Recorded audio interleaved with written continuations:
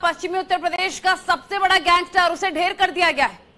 बिल्कुल अनिल दुजाना ढेर कर दिया गया। वाकई एक बड़ी कामयाबी कह सकते हैं इसे, क्योंकि इस पर एक दो नहीं बल्कि 62 से ज्यादा मुकदमे दर्ज थे। ये खुद को बहुत बड़ा गैंगस्टर और बनाना चाहता था। इसकी गिरफ्तारी पहले दिल्ली पुलिस की क्राइम ब्रांच की ओर से हुई थी और उसके कई मामलों में ये फरार चल रहा था। इसकी गिरफ्तारी की जानी थी। इसकी तलाश में एसटीएफ लगातार छापेमारी कर रही थी और अब इसे ढेर कर दिया गया है। ये जब खबर आ रही है तो वाकई ये बहुत बड़ी खबर है। अब देखना ये होगा कि किन परिस्थितियों में इसे ढेर किया गया है, किन परिस्थितियों में इसे गोली कहां और कितनी गोलियां लगी जिसकी वजह से इसकी मौत हो गई। ऋषभ भी इस वक्त हमारे साथ जुड़े हुए। ऋषभ, आपसे जानना चाहेंगे, अनिल दुजाना एक बहुत बड़ा सिरदर्द बना हुआ था। इससे पहले कई बार वो जेल गया, जेल के अंदर से भी अपनी बातों को मनवाने में कामयाब रहता था, बाहर आ जाता था और फरार भी हो गया। अब जबकि ये ढेर कर दिया गया है तो ये खबर मिल रही है क्या कि इसकी लोकेशन का पता है एसटीएफ को? कैसे लगा था? एसटीएफ कब से इसके पीछे पड़ी थी और क्यों आखिर इसे जिंदा क्यों नहीं पकड़ा जा सका?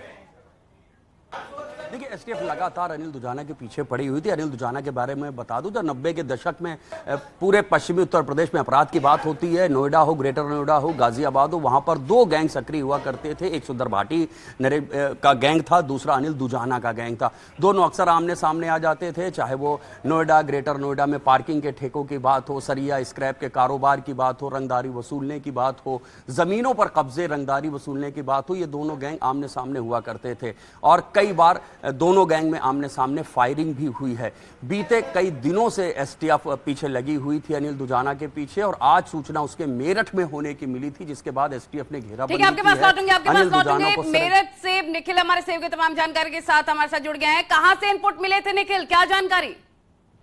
देखिए, अनिल दुजाना जो है ये नोएडा का एक गैंगस्टर है और इस पर 50 से ज्यादा मुकदमे दर्ज है और इसकी मुठभेड़ हुई है मेरठ के जानी में एसटीएफ की टीम के साथ। बदमाश के आने की सूचना पर घेराबंदी की गई, यहाँ पर दोनों तरफ से फायरिंग हुई। एसटीएफ टीम ने अनिल दुजाना को गोलियां मारी हैं और अभी उसको अस्पताल ले जा रहे हैं। अब डॉक्टर डिसाइड करेगा कि अनिल दुजाना किस स्थिति में है। और मैं आपको बता दूं कि ये मेरठ जानी में मुठभेड़ हुई है और जिस तरीके से मुठभेड़ हुई है, बदमाश की घेराबंदी पहले की गई और उसके बाद जब बदमाश घिर गया और उसने पुलिस पार्टी पर फायरिंग करना शुरू कर दिया तो फिर वहां मुठभेड़ हुई और उसी दौरान उसको कई गोलियां लगी है। बताया जा रहा है कि ग्रेटर नोएडा का ये कुख्यात अपराधी है, गैंगस्टर का मुजरिम है और इस पर 50 से ज्यादा आपराधिक मुकदमे दर्ज है। पहले जेल जा चुका है लेकिन अब यहाँ पर इसके आने की सूचना की बड़ी वारदात अंजाम देने की जानकारी एसटीएफ को लगातार मिल रही थी और ऐसे में इसके साथ मुठभेड़ हो रही है।